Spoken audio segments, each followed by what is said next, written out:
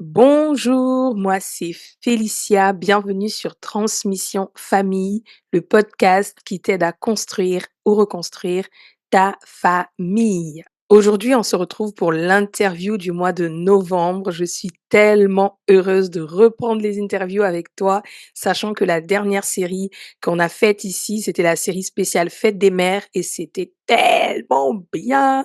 On a été tellement bénis par tout ce que ces mamans ont pu apporter dans leur cheminement, vraiment par rapport à la grossesse, à l'accouchement, comment le Seigneur les a accompagnés. Et aujourd'hui, la personne que nous accueillons a choisi comme thème «Qu'est-ce qu'une bonne mère?» Vraiment, hein, c'est elle qui a choisi, c'est pas moi qui ai dit. Donc vraiment, j'ai hâte de découvrir tout ce que le Seigneur a déposé en elle pour nous faire du bien. Nous allons accueillir tout de suite Pélagie qui va nous parler sur ce thème. C'est parti! Bonjour Pélagie, Bonjour Dora, comment ça va? je vais bien et toi? Ça va très très bien. Heureuse de t'accueillir sur le podcast, heureuse de partager ce moment avec toi. J'ai vraiment vraiment hâte. Mais avant même qu'on rentre dans toutes les questions, est-ce que tu peux te présenter pour les personnes qui ne te connaissent pas? Bien sûr. Tout d'abord, je te remercie pour ce privilège que tu me donnes de pouvoir participer à cette émission Transmission Famille. Mmh, Donc moi, merci. c'est Pélagie Débé, je suis chrétienne née de nouveau depuis 1990. Je suis mariée et puis mère de 3 enfants. Et en tout cas, je suis contente de t'avoir. On va aborder ce thème que toi, tu as choisi. C'est ce que je disais tout à l'heure aussi. C'est que tu as choisi ce thème, qu'est-ce qu'une bonne mère? Mais vraiment, il comporte tellement d'éléments. J'ai vraiment hâte de voir ce que tu vas nous partager. Mais avant qu'on rentre dedans, je voulais déjà comprendre comment toi, tu as vécu ton enfance, cette enfance où toi, tu étais fille avant d'être mère. Comment tu résumerais un peu cette période-là? Moi, je suis née dans un village, un petit village qui s'appelle Anéo, au Togo. D'accord. Donc, je suis née en 1976 et dans mon enfance, l'événement marquant, c'était l'abandon de mon père à ma naissance et je me suis Mmh. retrouvée avec ma grand-mère, mon grand frère et moi parce que ma mère est partie se remarier. Donc, j'avais Mmh. l'âge de 3 ans, 3 ans et demi quand Mmh. j'ai retrouvé ma mère. Oh! Pendant ces 3 ans et demi, donc tu as vécu uniquement avec ta grand-mère? Enfin, ton frère et toi avez vécu uniquement avec ta mère? Avec ta C'est grand-mère? ça. OK. Et Mmh. donc après, à l'âge de, je dirais 4 ans, mon beau-père, lui, il a donné sa vie à Jésus, donc il a amené ma mère à l'église. C'était une église baptiste où ma mère aussi a donné sa vie à Jésus. Donc mes parents m'amenaient à l'église jusqu'à ce que moi-même, à l'âge de 14 ans, j'ai décidé de donner ma vie à Jésus. J'ai fait ma rencontre personnelle avec Jésus. Waouh! Cette, fameuse rencontre en 1990, quoi. Et Ouais. à ce moment-là, tu disais donc qu'il y a eu, cet abandon de ton père, mais par rapport à ta mère, quel est le rapport après que tu as entretenu avec elle, après vos retrouvailles? Bah, après nos retrouvailles, ce que je pouvais dire, c'est que il y avait une relation fusionnelle entre nous 2. Waouh! OK. On Tu avais était pas en fait ce côté où tu te disais: «OK, maman n'a pas été avec moi», mais vous aviez été tout de suite, dans la Oui, fusion, en fait? c'était Waouh, ça, on su était, dans la fusion, très, très mmh, proches, toutes les 2. d'accord, D'ailleurs, ce n'est qu'après que j'ai compris le pourquoi de cette relation fusionnelle. d'accord, On OK, était, comme grande sœur et petite sœur. C'est comme ça que je OK. pouvais décrire, notre relation.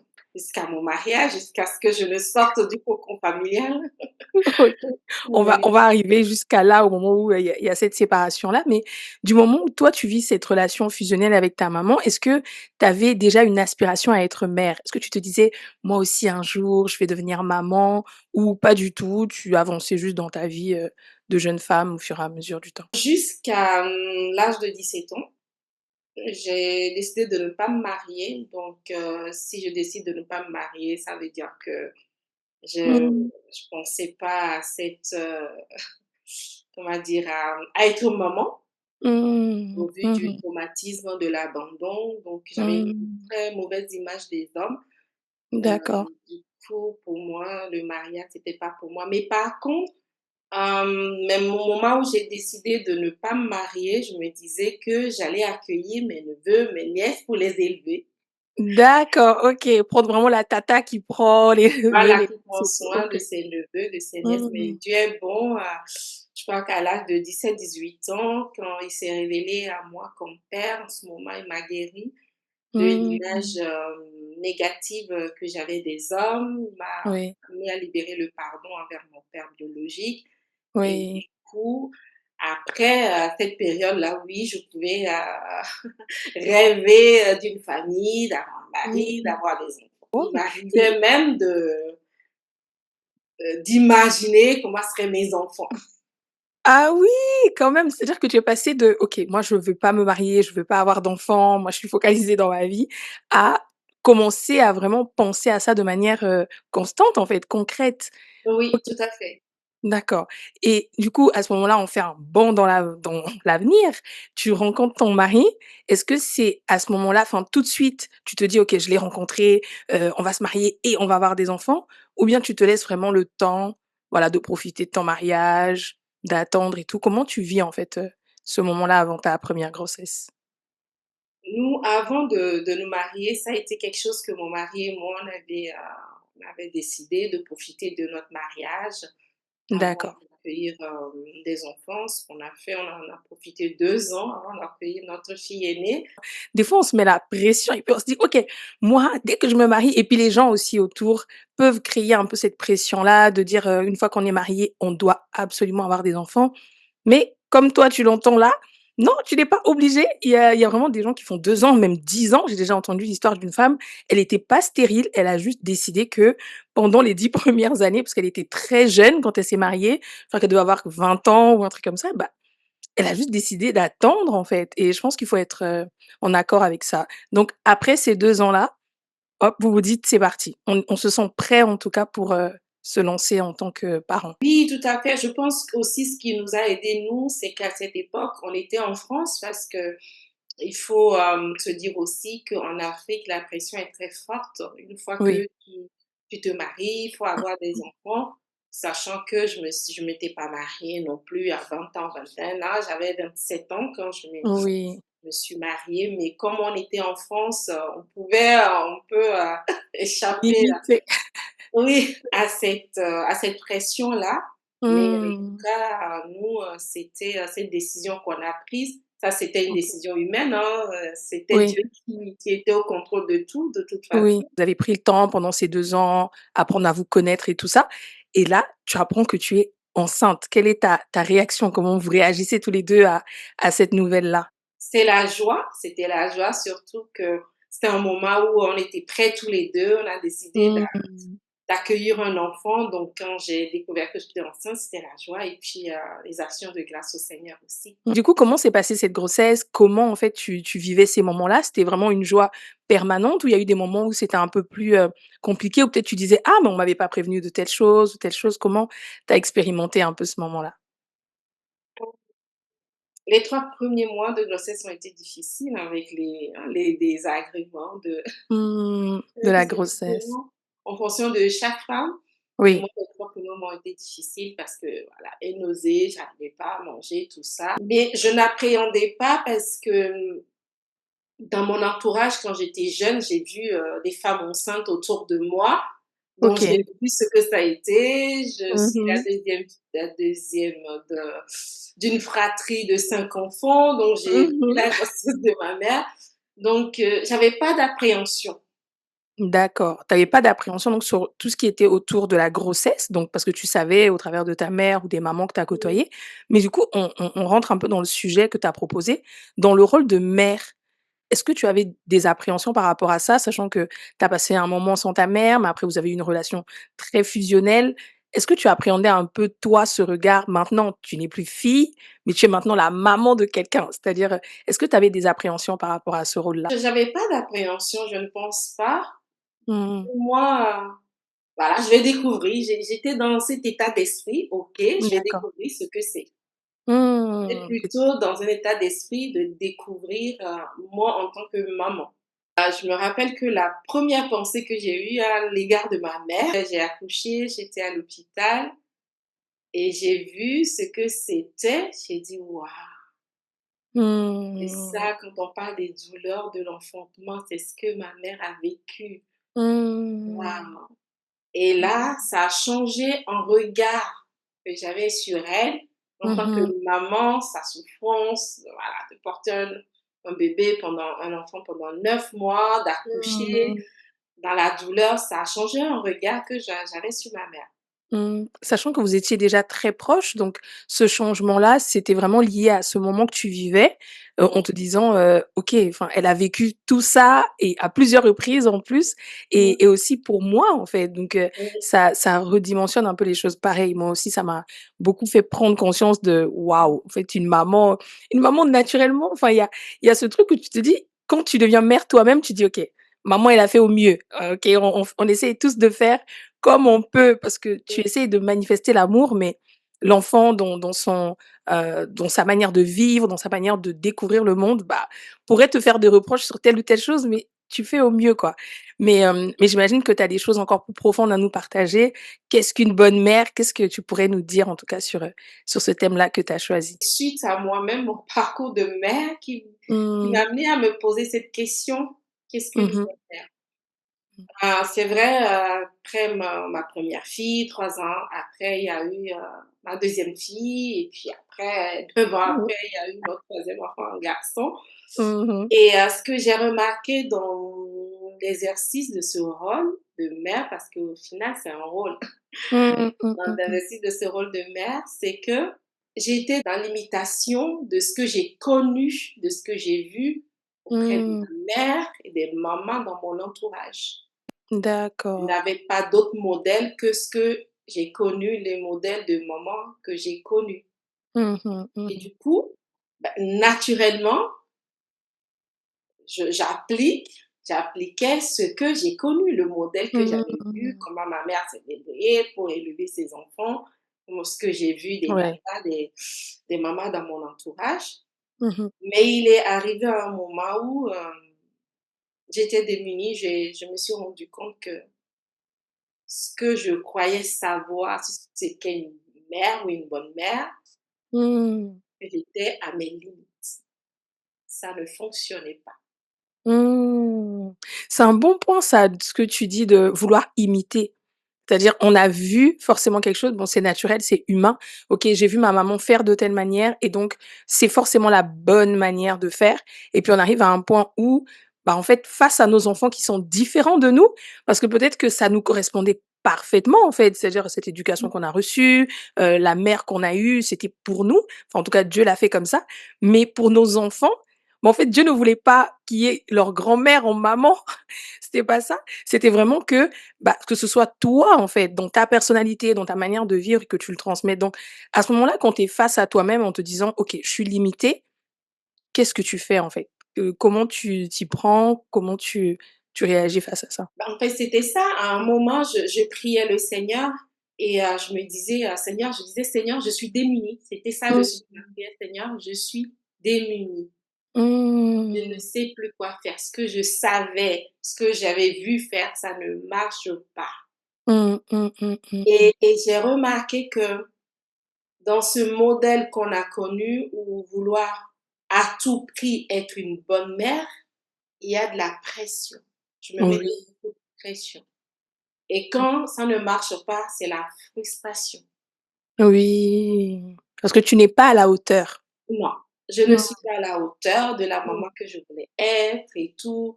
Ah, je voulais que mes enfants soient comme ça, comme ça, comme ça. Donc Oui, quand je ne les vois pas comme ça, pour moi, ça me renvoie à un échec.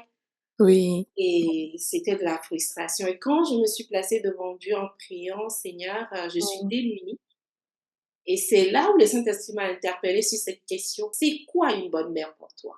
Et là, ça m'a interpellée Ouais. et là, le Saint-Esprit me dit: «Je veux juste que tu sois une mère selon mon cœur». Mmh, c'est ça, au-delà de tout ce que tu as appris, toutes tes règles, toutes tes définitions, OK, sois une mère selon mon cœur. OK. Et là, ça a été un shift dans ma pensée et ça a été Mmh. tout autre, en fait et il a Oh. fallu que devant le Seigneur, je dépose même cette éducation que j'ai reçue, même ce modèle que j'ai vu, que je me Mmh pose mh. au pied de la croix, Mmh. que je Waouh! demande au Seigneur de faire ressusciter ce qui vient de lui dans l'éducation que j'ai reçue, dans la Mmh. manière dont ma mère a exercé son rôle de mère et que je veux que ressuscite, que ce qui est bon dans sa pensée à lui, que je veux être à Mmh. son écoute. Et c'est là où il y a tout un autre champ. Je ne veux pas dire que tout ce qui a été fait avant que c'est mauvais, mais il Oui. y a eu tout un autre cheminement dans l'exercice de ce rôle de mère. OK. Mais du coup, est-ce que tu peux nous partager un exemple, que ce soit avec, les filles ou parce qu'en fait tu as 2 filles et un garçon, que ce soit avec les filles ou le garçon, à quel moment, toi dans ce processus-là, tu t'es dit: «OK, là il y avait un avant, peut-être qu'avant je réagissais de telle manière et après m'être confrontée à moi-même et que le Seigneur m'ait interpellée, j'ai réagi d'une autre manière». Comme ça va peut-être parler à une maman qui en ce moment se dit: «OK, mère selon le cœur de Dieu, mais ça veut dire quoi exactement, en fait? Où est-ce que je dois aller? Qu'est-ce que je dois faire? Est-ce que ça veut dire que je dois prier plus, jeûner plus, moins griller? Enfin, qu'est-ce que cela veut vraiment dire, en fait? Est-ce que tu as un exemple à nous partager? Bien sûr. Par Mmh. exemple, je sais que moi, dans ma famille, les dimanches matins, il faut être très bien endimanché, s'habiller, tirer à 4 épingles et tout. Et Mmh. avec mes filles, quand elles grandissaient, préadolescentes, tout ça, voilà, elles Mmh. s'habillaient en mettant, par exemple, un jean pantalon, alors que moi, surtout, tu mets pas un jean pantalon pour aller à l'église le dimanche matin ou Mmh. mettre un habit hier que tu as mis pour aller à l'école ou mettre un dimanche, c'était pas possible, c'était inadmissible. Waouh! Mais ça paraît des détails, hein. Je rigole parce que c'est tellement vrai qu'en tant que mère, on peut être sur ces détails-là, mais ça peut faire toute une journée, toute une semaine. On se réfléchit, donc c'est très important. Waouh, OK. Et là, moi, j'étais sur leur dos, je dis: «Mais non, tu t'habilles pas comme ça» et ce que j'avais vu, c'est que ça créait une tension entre les filles et moi. Oui. Mmh. À un moment, j'ai dit: «Mais il faut que je les laisse tranquilles». Oui, Parce que derrière ça, il y a quoi? Il y a l'image de la mère et oui. j'arrêtais pas de leur dire, «Mais oui, on va dire que c'est votre mère qui vous a laissé, mettre cet habit, il y a une petite tache ou il y a ça ou voilà, Mmh. donc c'est la maman qu'on voit derrière tout ça». Donc il y avait une image derrière. J'essayais Mmh. à tout prix de garantir et pour garantir cette image, qu'est-ce que je faisais? C'est que je leur mettais la pression par rapport à des Mmh. choses futiles d'ailleurs, des Oui. détails de rien du tout et ça Mmh. créait des tensions. Mais quand Oui, le Seigneur a commencé à changer mon intelligence par rapport à ces oui. choses, il a fallu que je lâche prise sur ça, par exemple. Mmh. Mmh. De te dire que c'est le plus important, c'est qu'elle, elle puisse venir à l'église, c'est-à-dire participer au culte, en fait, avec toute la famille, que vraiment le jean ou le pantalon ou les cheveux, mais l'image, en fait, de la mère, c'est capital. Il y a même des gens qui disent que la manière dont ton enfant est habillé détermine comment sa maman s'habille aussi, détermine comment sa maman prend soin, en fait, de cet enfant-là. Et donc forcément, tu te dis: «Si mon enfant a un jean et qu'à l'église, personne, on va dire, ne met de jean, bah, on va croire que c'est moi qui ai autorisé ça, alors que je suis pas d'accord avec ça. Et à ce moment-là, bah, tu es face à toi-même et tu dis: «OK, est-ce que je laisse mon enfant être, bah, ce qu'il doit être, en fait, aux yeux de Dieu?» Et au fur et à mesure, les choses vont évoluer et peut-être même qu'elle portera toute sa vie des jeans, en fait, et c'est pas grave. Mais le plus important, c'est que je puisse lui transmettre la foi que moi j'ai reçue et c'est l'essentiel, en fait. Quel est l'essentiel? Et je pense qu'on peut même encore insister dessus, c'est qu'il y a un essentiel, il y a des priorités, il y a des futilités, en fait. Et en tant Mmh. que mère, parfois c'est un peu compliqué de faire la balance entre les 2. Et tes enfants, comment ils ont réagi justement quand tu as lâché prise? C'est-à-dire, tu as dit: «OK, mettez le jean, partez avec les cheveux à peine tirés». Comment elles ont réagi en fait à ce changement-là? Je pense qu'il y a eu plus de liberté. OK. D'être sur leur dos pour ces futilités finalement, parce que le plus important, ce qui était important, c'était de leur apprendre à s'habiller tout simplement de façon décente. Oui. Mmh. Mmh Mais mh. dîne ou pas dîne, c'était pas ça le plus important. Mmh Et mh. quand moi j'ai lâché prise, j'ai vu qu'il y avait plus de tension, en tout cas sur ce sujet-là. Oui. Elles étaient libres, elles ont compris le message de la décence, ça, il y avait aucun souci là-dessus. Mmh. Mais pour tout le reste qui est utile, elles étaient Ouais. plus libres de Oui. s'habiller, Waouh! Est-ce voilà. que ça a eu enfin juste on parle d'un détail sur les dînes, mais est-ce que ça a eu une incidence même dans vos rapports? C'est-à-dire dans d'autres échanges, vous avez pu aborder des sujets différemment parce que maman a lâché prise, donc on peut peut-être aller plus loin, je peux plus me confier. Est-ce que tu as senti en fait cette bascule aussi ou vous étiez fusionnelles déjà, à la base? Non, non, mais je j'ai senti, comme je disais, que j'ai vu qu'il y a plus de liberté, il y a plus Mmh. de tension, en tout cas sur ce Mmh. sujet-là, parce Mmh que mh ce mh. qui je déplorais, c'était les tensions quand même entre Oui. lui et moi. Donc Mmh. quand il y a plus de tension, on peut dire les choses plus dans l'apaisement. Ouais, oui et là, tu vois la différence en Oui, fait? j'ai vu la différence, j'ai vu la Mmh différence. mh.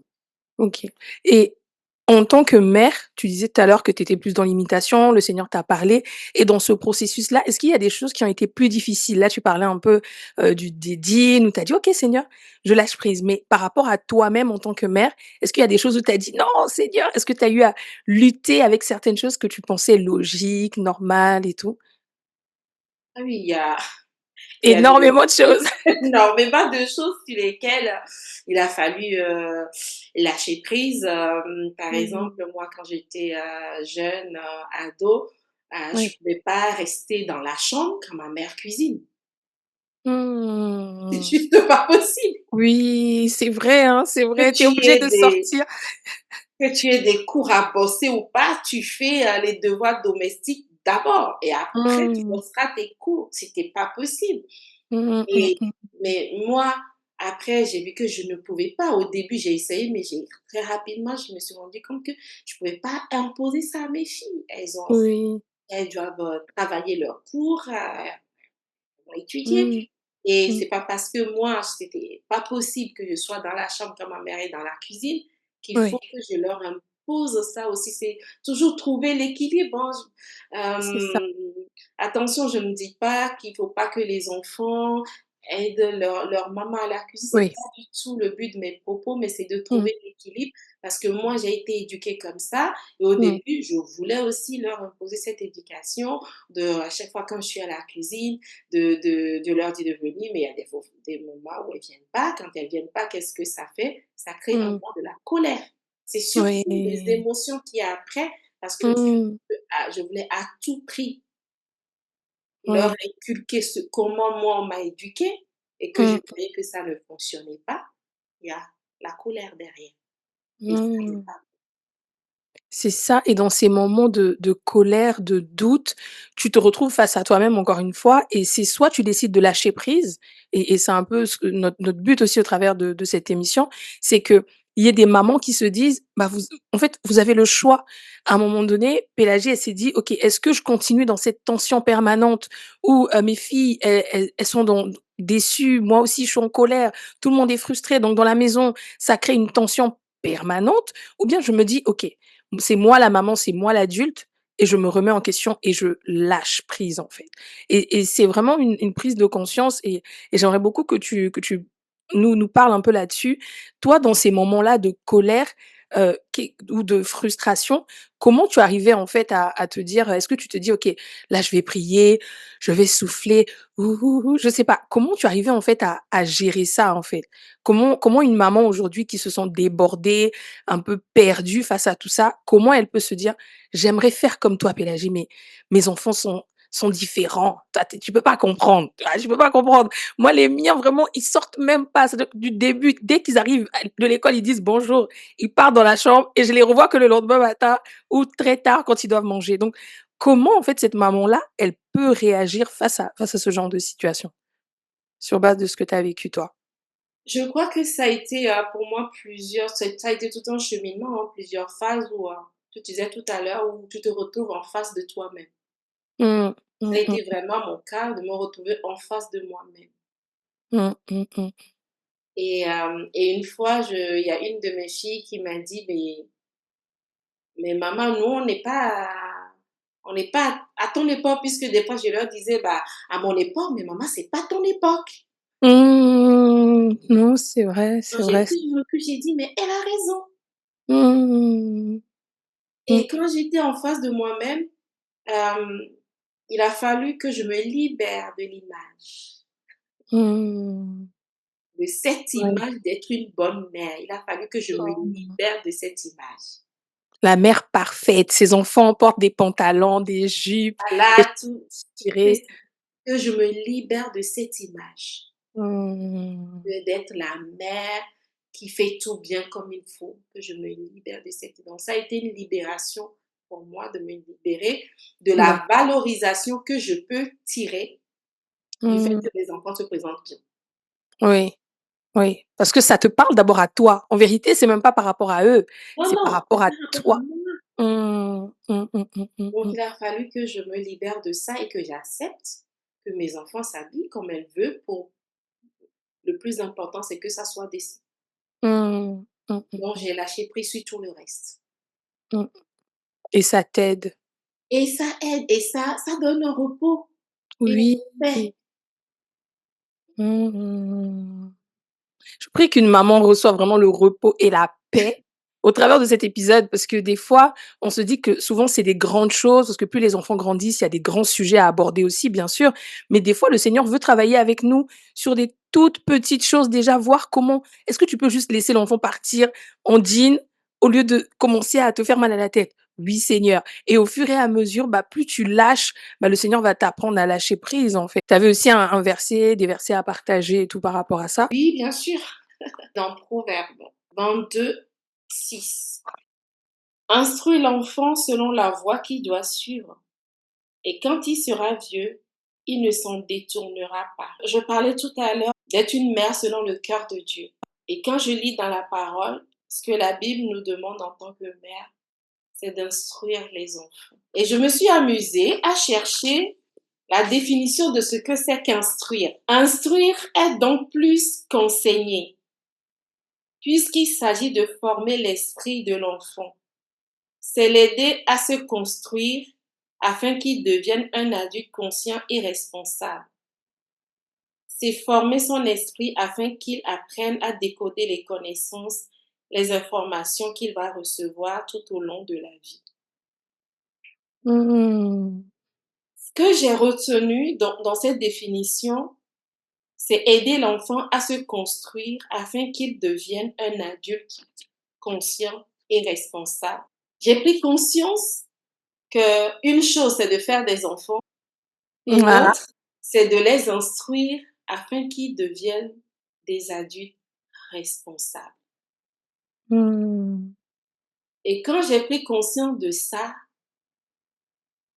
je me suis dit, mais Seigneur, je suis limitée dans mes capacités, dans mes compétences pour instruire un enfant jusqu'à ce qu'il devienne un adulte responsable. Je ne Mmh. peux pas y arriver avec mes propres forces. J'ai besoin de toi. J'ai besoin de ta grâce. Sans toi, Mmh. je ne pourrais rien faire. Et c'est ce qui m'a permis de plus chercher à me focaliser sur Christ Mmh mh. que sur mes compétences, que sur le modèle que je connais.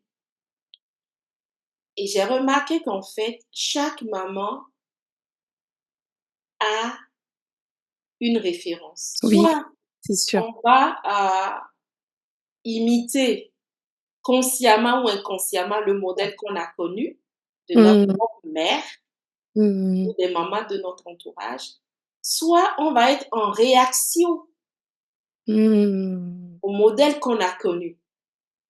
Exact. Mais qu'on soit dans la reproduction ou dans la réaction, notre référence devient le modèle qu'on a connu. Mmh. Devient l'humain, en fait et c'est plus basé Voilà, sur Christ. notre Mmh. référence devient l'humain. Mmh. Mmh mh. Et moi, mon défi, c'était, Seigneur, je veux que tu sois ma seule référence. Amen. C'est Amen. toi qui m'as confié les enfants et toi, tu sais comment je peux les instruire. Donc Mmh. j'ai besoin de recevoir, toi, tes instructions pour pouvoir instruire les enfants que tu m'as confiés. Et tout à l'heure, tu me disais, mais comment tu as fait concrètement lâcher prise? Il y a Ouais. Matthieu, chapitre 11, verset 28 à 30 qui m'a beaucoup aidé quand la Bible dit, venez à moi, vous tous qui êtes Mmh. fatigués et chargés, et je Mmh. vous donnerai du repos. Recevez mes instructions et vous trouverez du repos pour votre âme. Et j'ai compris que ce verset est fondamental dans la vie des mamans.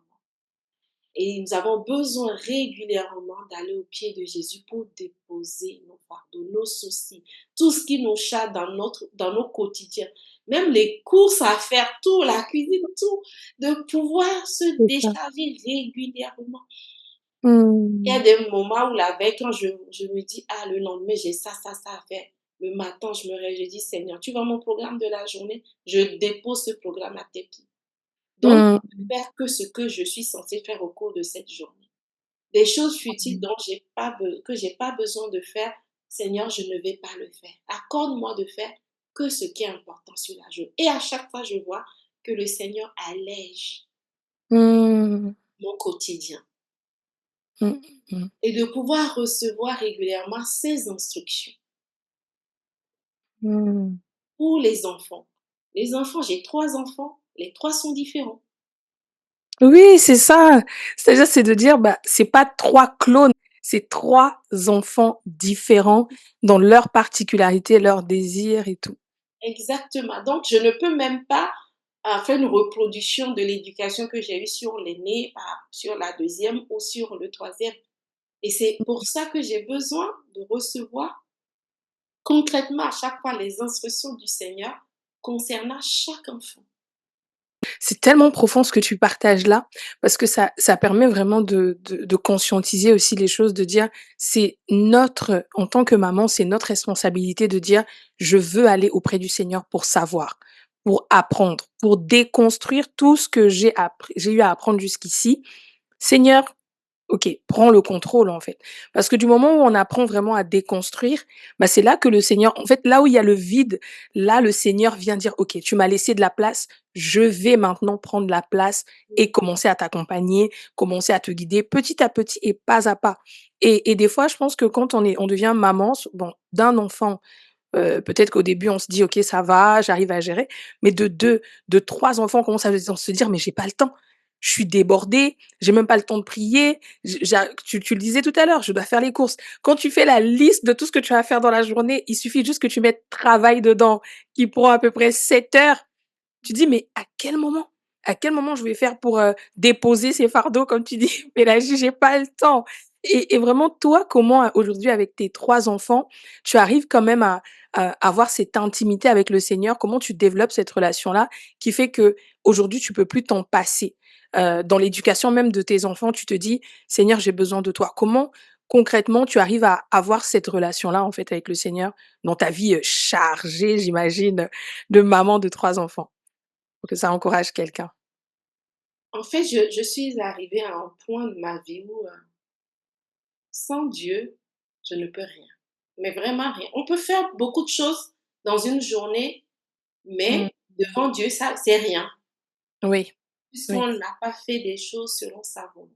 Et moi, je suis lève tôt, donc ça m'aide. Avant qu'il y ait les bruits à la maison, tout ça, de me réveiller tôt, de prendre du temps avec Dieu, c'est des temps que je chéris, parce que c'est Mmh. là où se trouve mon oxygène.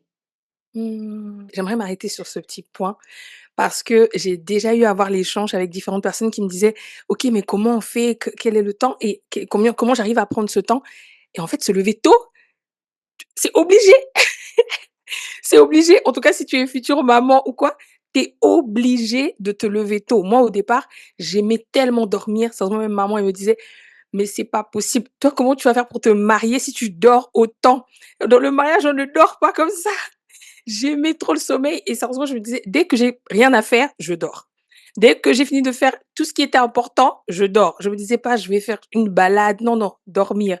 Et à un moment donné, quand j'ai eu des enfants, 1, 2 enfants aujourd'hui, je me suis vraiment posé la question avec le Saint-Esprit de dire: «Mais Seigneur, d'habitude, on passait 4 heures, 5 heures, j'étais là, je pouvais méditer, étudier, surligner. Comment je vais faire?» Et à un moment donné, il m'a dit: «Mais tu peux te lever plus tôt. En fait, tu peux juste te lever plus tôt et en fait, plus tu te lèves tôt, sans les bruits, bah, au final, tu passes 1 heure, 2 heures dans la présence de Dieu et tu sais que toute la journée, c'est comme un fil conducteur, ça te suit jusqu'à ton coucher et tu repars, en fait. Donc oui, vraiment ce point-là de se lever tôt là, c'est important, c'est important. Je suis d'accord. En fait, on croit qu'en prenant, par exemple, 1 heure avec le Seigneur, qu'avec tout ce qu'on a à faire, on n'a pas 1 heure. Il y a trop de choses à Mmh. faire en une journée. Il y a le boulot, les enfants, aller chercher à l'école, tout ça. Satan nous fait croire que si tu prends 1 heure, tu n'auras pas assez de temps. Mmh C'est mh. un Mmh. mensonge. Mmh mh. Expérimente que plus je donne à Dieu le temps, ce temps avec lui, lui il Mmh. allège mes journées. Il y a Amen. des choses qui peuvent être reportées demain. Il y a des choses qui sont même pas essentielles à faire. Il y a même des choses, je vois la faveur de Dieu, ça va se régler tout seul, j'ai même plus besoin de prendre du temps. Mmh. Et Amen. c'est se faire violent. Je sais que le quotidien d'une vie de maman, Oui. c'est compliqué. Mmh. Tu as Mmh des mh. enfants à gérer, des fois tu dors pas la nuit pour ceux Oui, qui ont des enfants en bas âge. À quel oui. moment tu prends ce temps-là? Mmh. Mmh mh. Et je pense que ce qui est le plus important, c'est pas tant la quantité du temps, mais c'est la Mmh. qualité. Mmh. Même si Mmh c'est mh. 15 minutes, même si c'est 30 minutes, Oui, de se dire: exactement. «Ce temps, je veux prendre ce temps avec mon papa, parce que Mmh. je veux juste être à ses pieds, lui dire ce que je veux lui dire, lui confier ce que je veux lui confier». Même un Mmh. enfant qui ne dort pas la nuit, on peut en parler à Dieu. Seigneur, Oui. ça fait Amen, amen. 6 Mmh. nuits que je ne dors pas. Seigneur, fais quelque chose pour que mon Mmh. enfant dorme parce que j'ai besoin de dormir. Dans Mmh. tous les détails, j'ai tellement vu Dieu dans les détails de ma vie, même Mmh. par rapport aux enfants, dans les moindres détails, qu'il n'y a rien que Dieu ne puisse faire pour peu Mmh. qu'on l'implique dans ces détails-là. Oui, de l'impliquer, je pense que des fois on n'a pas le réflexe, Mmh. dans les églises, par exemple, on va beaucoup mettre l'accent sur, ce qu'il faut faire, le service à l'église, plein de choses, en fait, à faire et puis, du coup, on passe à côté du fait que le Seigneur est intéressé par le fait que tu ne dormes pas la nuit. Il est intéressé, ça peut être déjà même un sujet de prière si tu es enceinte, de prier par rapport à ça, de déclarer et tu vois que ça fait des jours, des nuits que tu te sens fatigué, bah, de dire, bah, un peu comme tu disais tout à l'heure: «Seigneur, je suis fatiguée, en fait et je veux venir vers toi, je veux ce repos» dont les certaines femmes parlent, parce qu'il y a des femmes qui vraiment les bébés ont fait des leur nuit dès la sortie de la maternité. Merci Seigneur, je veux que cette grâce aussi m'accompagne, en fait et avoir ce processus-là où, tout le temps on se dit: «Seigneur, je veux plus de toi dans tel détail», bah, ça permet aussi d'alléger vraiment ce rôle de mère et de pas se sentir, comme, oppressée tous les jours, c'est difficile. C'est-à-dire le matin, tu te lèves, tu as envie de dire: «Mais pourquoi je me suis réveillée, quoi?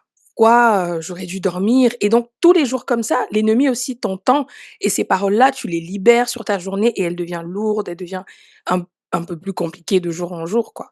Et toi, à ce moment-là, comment tu arrives, en fait, à concilier? Tu te lèves tôt, mais tout le long de la journée, en fait, comment tu procèdes? Est-ce que, tu as des conversations avec le Seigneur ou c'est vraiment: «OK, j'ai fait mon temps là le matin et puis la journée, OK, je fais juste ma vie»? Comment tu procèdes même dans cette journée-là, avec tes 3 enfants, ton mari, t tes projets? Comment ça se déroule? Pour moi, c'est, souvent les gens disent: «Comment tu fais pour concilier ta vie de mère, ta Mmh. vie professionnelle?» Nous qui sommes dans le ministère, parce que mon mari est pasteur, donc Mmh. comment tu concilies tout ça? Mmh mh, mmh mh, mmh mh. J'ai compris une chose, c'est qu'il y a pas question de conciliation, il y a pas de dichotomie entre ma vie de mère, ma vie d'épouse, le ministère, Mmh. la famille. Il y a pas de dichotomie, il y a pas de séparation. Donc Mmh je ne mh. parle plus de conciliation. Comment je concilie ça? Mmh. Je suis une seule personne qui est amenée à être disciple de Christ auprès de mes Mmh. enfants, disciple de Christ dans ma vie de couple, disciple de Christ dans la vie professionnelle, disciple de Christ dans le ministère. Mmh. À partir de quand j'ai compris ça, ça a changé ma façon d'aborder la vie et tout ce qu'il y a, tout ce qui gravite autour. Mmh. Mmh mh, mmh mh, mmh. Avant, je me Mmh. disais: «Mais comment je concilie?» Mais non, je ne concilie plus rien, je suis juste disciple de Jésus. C'est ça. Tu ne concilies plus rien. J'aime bien comment tu dis ça parce que du coup, ça ferme un peu les portes aux préjugés de dire: «OK, tu te lèves le matin, là, de 5 heures à 7 heures, je suis enfant de Dieu. De 7 heures à 9 heures, j'apprête mes enfants, donc je suis maman. De 9 heures à 10 heures, je suis épouse». Mais en fait, j'aime beaucoup comment tu le dis, c'est qu'il y a pas de conciliation particulière à prendre là. C'est juste de dire: «Je suis disciple de Christ et je fais ce que j'ai à faire dans ma journée», en fait. Et je pense que ça relâche encore une fois la pression de dire: «OK, je fais». Et je sais que moi, j'ai une amie qui a 3 enfants et tout, mais ils sont en bas âge et à chaque fois, elle disait: «Mais les gens me disent: "Pourquoi? Donne-moi des tips, raconte-moi"». Et puis elle disait: «Mais en vrai, je fais juste ce que j'ai à faire, en fait». Et au final, tu peux croire que tu es extrêmement débordé, mais c'est pas vrai. Tu es pas extrêmement débordé.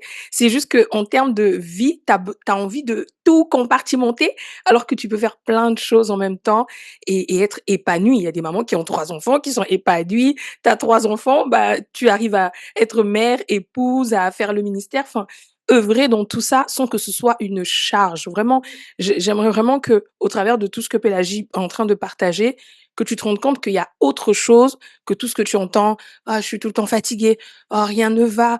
Oh, c'est mal». Bien évidemment que c'est important de communiquer ses émotions. Si tu es fatigué, bah, tu es fatigué, mais il faut pas que ce soit un quotidien. Et je pense que c'est ça qu'il faut refuser en tant que maman, de dire: «Moi, je veux pas vivre dans une vie où je suis tout le temps en tension avec mes enfants, je suis tout le temps, fatiguée, tout le temps débordée». Non. Et tu peux aussi te faire accompagner, et j'aimerais beaucoup aussi que tu mettes un peu l'accent sur, le ministère que tu as avec ton mari, Réellement Libre. Comment, en fait, avec ce programme que vous organisez, comment, en fait, ces mamans peuvent avoir accès à toi? Je vais te laisser présenter le programme, mais, vraiment que des mamans, des papas même qui écoutent, se rendent compte que, OK, si tu vois, par exemple, que ta femme est débordée, que ta femme est dans une situation où elle n'arrive plus à tenir bon. Mais il faut se faire accompagner, en fait. Il faut pas rester chez soi. On en parlait de l'image qu'on veut donner, maman parfaite, elle est bien habillée, ses enfants sont bien habillés, elle travaille bien, elle fait tout bien. D'accord, mais à un moment donné, ton cerveau, il va arriver à un niveau où, bah, tu peux faire un burn-out. Tu peux faire un burn-out, tu peux faire un AVC parce que ton corps n'arrive plus à supporter autant de pression, et tu peux te faire accompagner.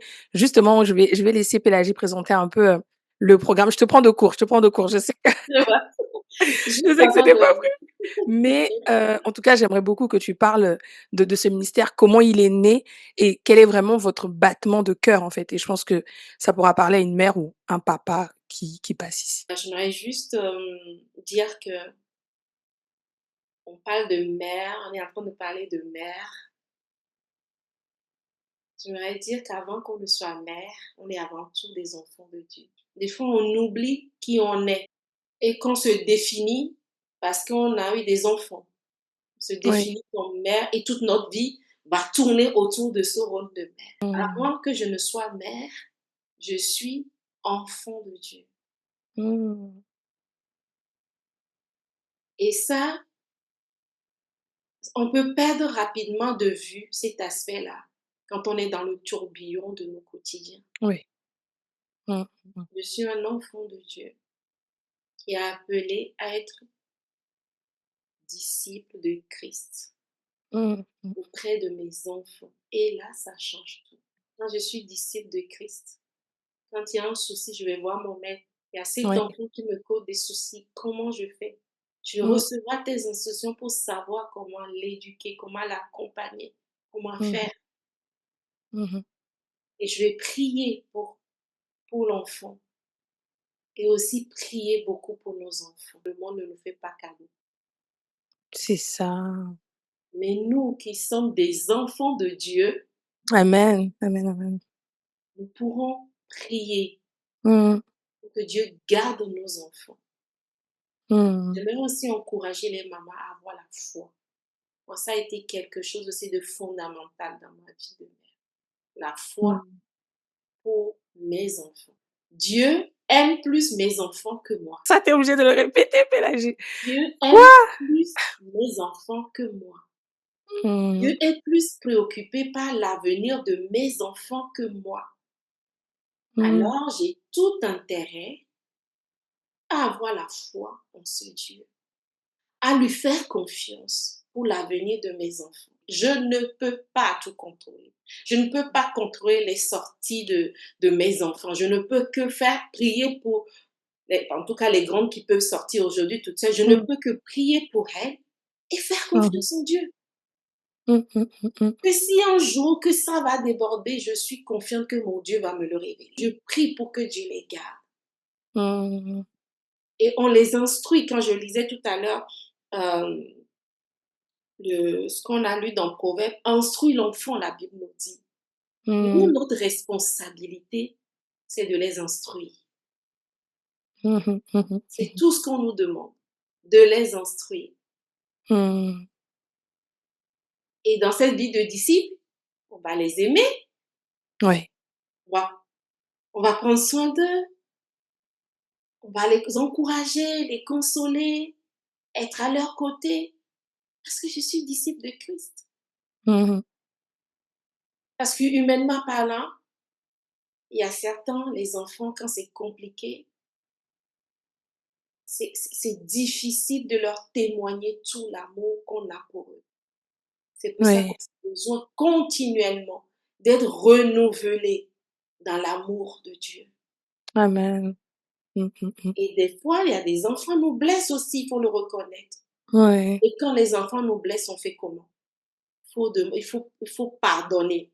Des fois, quand on parle Ouais. de pardon, quoique c'est que les gens qui nous blessent à l'extérieur qu'il faut pardonner, Mmh. que c'est Mmh nos mh. conjoints qu'il faut. Même nos enfants, quand ils nous blessent, il faut aussi libérer le pardon envers nos enfants pour Mmh. que ça reste toujours fluide entre nous et nos enfants.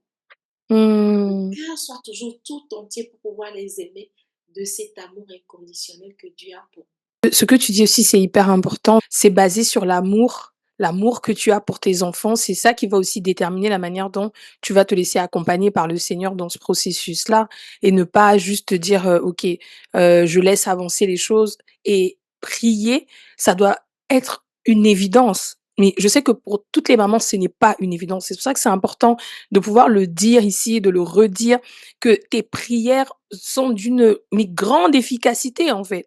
Et moi, j'ai écouté des témoignages de parents qui véritablement priaient alors que, leur enfant est en train de rentrer de boîte de nuit. Elle rentrait, et puis les enfants entendaient maman en train de prier ou papa en train de prier. Elle rentre de boîte, elle prend sa douche, elle va dormir, elle se dit: «Oh, vraiment, vous n'avez qu'à prier, moi je veux même pas». Et même un pasteur qui disait que son fils lui a dit: «Ne me parle plus de Jésus. Tu m'as parlé de Jésus entre mes 0 et mes 18 ans, j'étais pas encore majeure, mais maintenant je suis majeure, je ne veux plus jamais que tu me parles de Jésus». Il a dit: «OK, je ne te parlerai plus de Jésus, mais je parlerai à Jésus de toi». Et aujourd'hui, son fils sert et tout, il est dans le ministère et tout. Enfin, je sais pas s'il est dans le ministère complètement, mais en tout cas, il a accepté Christ dans sa vie et tu dis: «Mais waouh, il faut de la persévérance» et des fois, il y a des sujets, c'est bien de dire: «OK, courage» et tout ça. On comprend et je pense moi, je suis maman et Pélagée également, on comprend que moi, mes enfants sont en bas âge, donc je suis pas encore, voilà, j'ai pas la maturité. Mais dans certains détails, là où le Seigneur a eu à me parler, c'est de dire: «OK, je lâche prise parce que c'est Dieu en vérité qui les garde, c'est Dieu qui prend soin d'eux, c'est Dieu qui est avec eux et Dieu n'a pas de petits-enfants». Cette phrase-là, un jour, quand je l'ai entendue, ça m'avait tellement marquée. Il n'a que des enfants. Ça veut dire que dans le cœur de Dieu, la manière dont il t'aime, comme tu le disais, il aime également tes enfants. Ça, c'est incroyable, quoi. Il veut le meilleur pour eux. Donc, est-ce que c'est toi qui vas empêcher au Seigneur d'agir? Non, et c'est pas le but. C'est pas le but. Ça demande la foi. Mmh, mmh, mmh, Et mmh. ça, c'est quelque chose que j'ai vraiment compris que ayons foi en Dieu pour le devenir de nos enfants. On ne peut pas Mmh. tout contrôler. Amen. Donc, réellement libre. Le ministère, alors par où commencer? Ouais, le début, comment déjà vous avez eu en tout cas à cœur de vous, impliquer en tout cas pour le Seigneur dans ce ministère-là?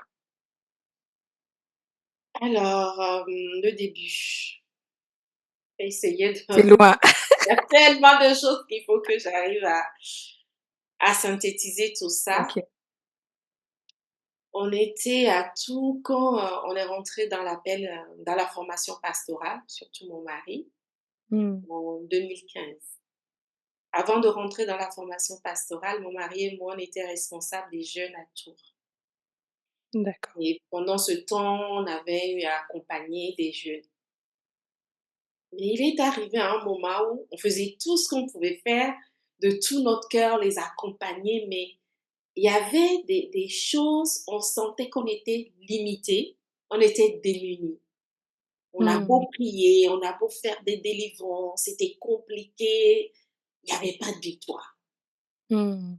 Et on se questionnait, on se questionnait, on se questionnait. Qu'est-ce qui fait que ça ne fonctionne pas? Et au même moment, quand je regardais les chrétiens, ça me donnait pas envie. Et je Mmh. disais que si j'étais Devenir dans le chrétien. monde, si on me parlait de Jésus, je ne savais pas si j'allais me convertir parce que quand je voyais les chrétiens, ça ne me donnait pas envie. Mmh. Parce que je voyais les chrétiens pas heureux, en fait. Ils étaient empreints dans leurs difficultés, coincés. Il y avait pas de liberté, il y avait Ouais. pas d'épanouissement. Mmh. Et mon mari et moi, on était vraiment dans une quête: «Seigneur, montre-nous, en fait, c'est qu'est-ce qui bloque? Qu'est-ce qui fait que quand je lis la parole de Dieu, j'ai des choses que je lis, je vois pas, mais moi-même, hein, dans ma vie Mmh. personnelle, il y a des choses, j'avais pas de victoire dans mon couple, il y a des choses qui n'étaient pas fluides. Mmh. Pourtant, on a fait des préparations, 2 ans de préparation au mariage, on a lu des bouquins, mais il y a des choses, qui n'étaient pas fluides. Il y avait des Mmh. sujets sensibles Mmh. et donc tout ce questionnement, petit à petit, le Seigneur, nous a conduits vers un outil qui s'appelle Liberté en Christ, que mon mari et moi, on a eu à piloter à tout. On faisait des enseignements. Et puis, sur 13 semaines, au milieu, à mi-parcours, on a mené le groupe à un week-end. Donc, c'est là où a OK. commencé notre ministère Réellement Libre. D'accord.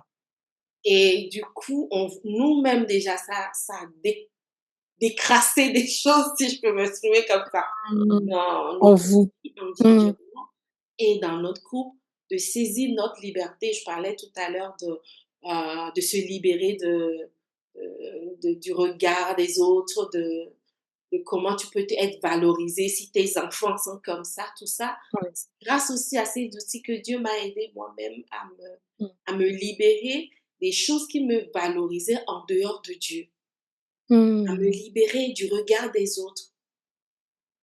Et au fur et à mesure, je trouvais que c'est bon. Et mon mari aussi, de son côté, il faisait le même cheminement. Et dans notre couple, on a vu qu'il y avait de plus en plus de fluidité dans notre couple.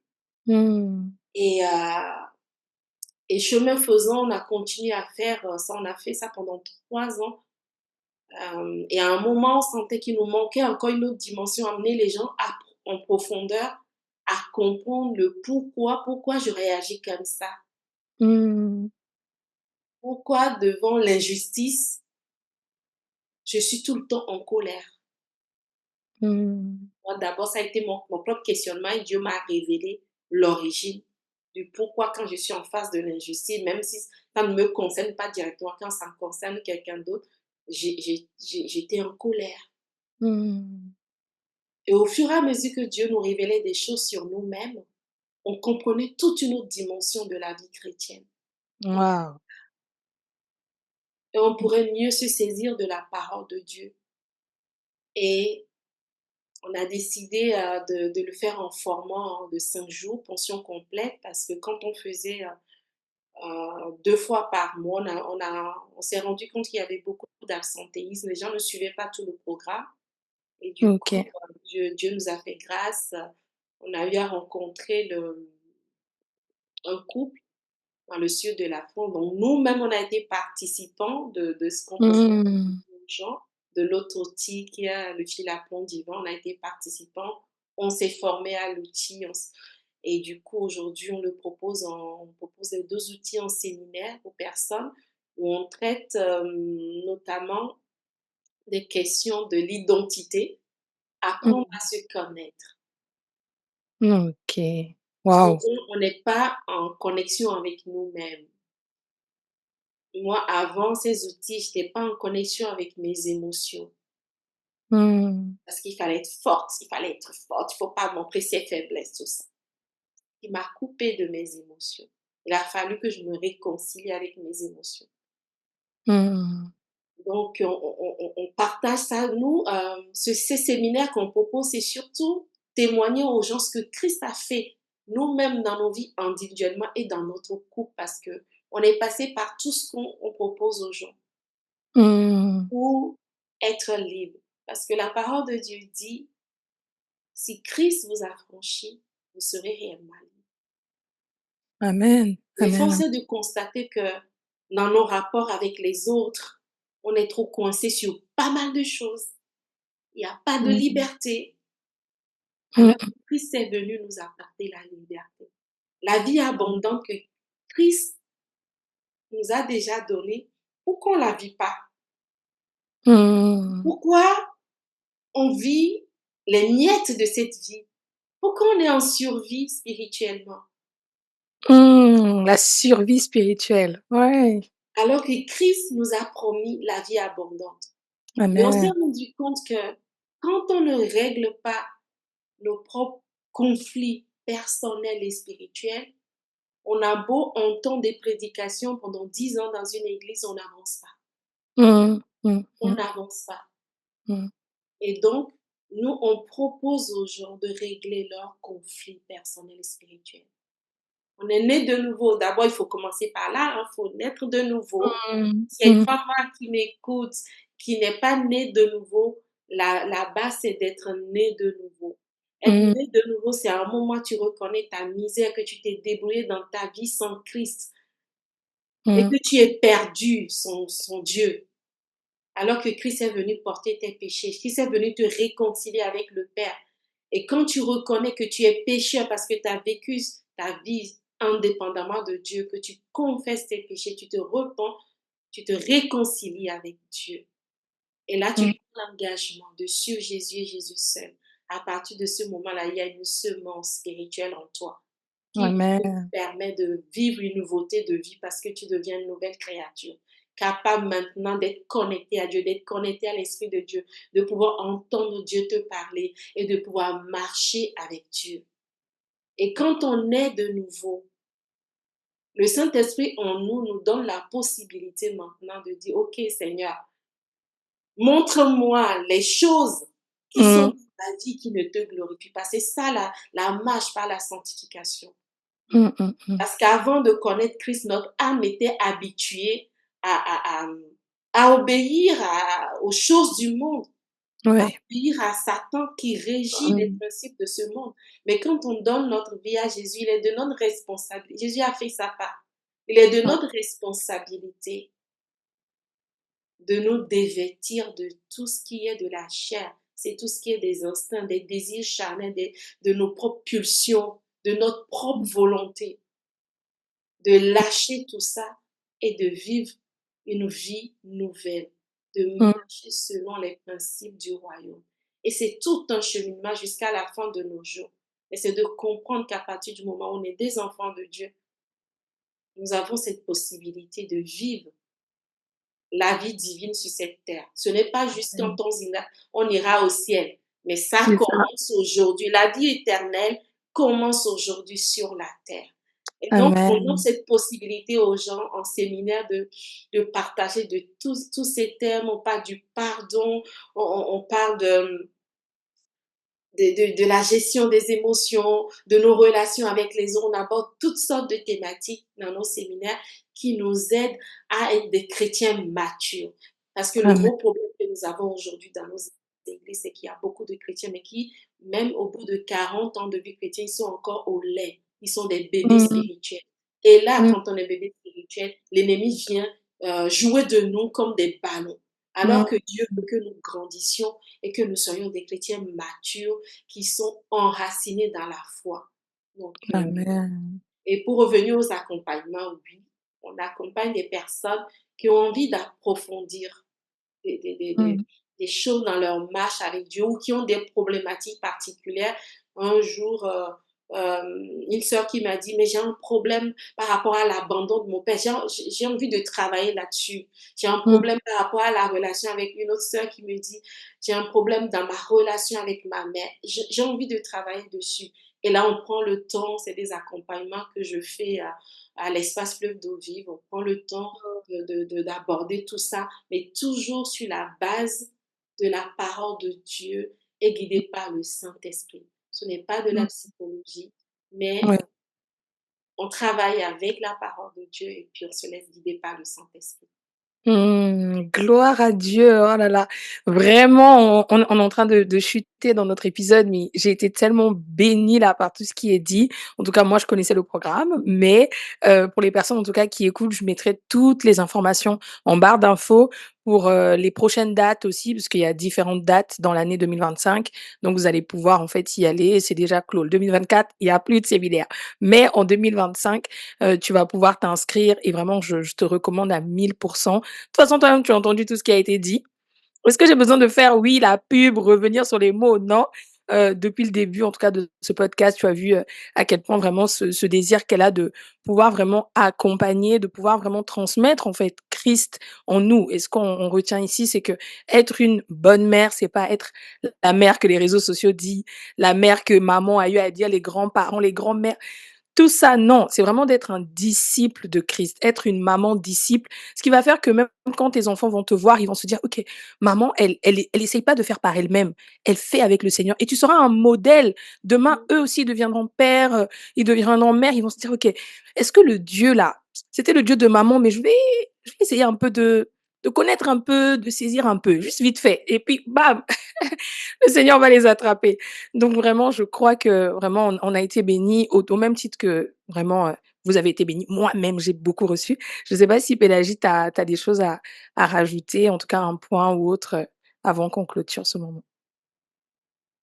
Ouais, juste encourager vraiment les mamans, Mmh.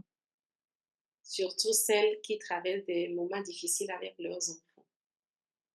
J'aimerais Mmh. leur dire que si Dieu a permis qu'elles accueillent leurs enfants, c'est parce que Dieu les a rendus capables. Ça aussi, c'est un mensonge de l'ennemi. Quand l'ennemi vient te dire qu'en fait, tu n'es pas capable Mmh. d'éduquer tes enfants, que tu n'es pas à la hauteur, c'est un mensonge. Si Dieu t'a permis d'avoir tes enfants, que ce soit des enfants que toi-même tu as mis au monde ou des enfants que tu as adoptés, si Dieu l'a Mmh. permis, c'est parce que Dieu t'a rendu capable. Alors, Amen. ne laisse pas l'ennemi semer des mensonges dans tes Mmh. pensées pour que tu baisses les bras pour dire que de toute façon, ça ne servira plus à rien, je n'y arriverai pas. Lève-toi, Mmh. prie, reçois les instructions de Christ parce que c'est Dieu qui te les a confiées. Il t'a mandaté. Ce Mmh. n'est pas une autre personne, mais c'est toi qui l'as Mmh. mandaté comme mère auprès de tes enfants. Alors Dieu t'a donné une autorité de mère pour que tu Mmh. puisses combattre pour tes enfants, Mmh. Mmh. pour que Mmh. tu puisses te tenir à la brèche. Amen. En tout cas, merci encore, vraiment merci pour ce podcast de feu. Vraiment, j'ai hâte, que nous puissions avoir vraiment les retours de toutes les personnes. Vraiment, si tu as écouté jusqu'ici, laisse un commentaire, partage, vraiment que nous puissions vraiment voir que vraiment la bénédiction là, c'est pas juste dans les mots, que vraiment tu vas poser des actions concrètes et merci encore Pélagie vraiment pour ta présence, c'était vraiment, Merci à toi. extrêmement bon. Puis on se dit à très bientôt pour un nouvel épisode de Transmission Famille.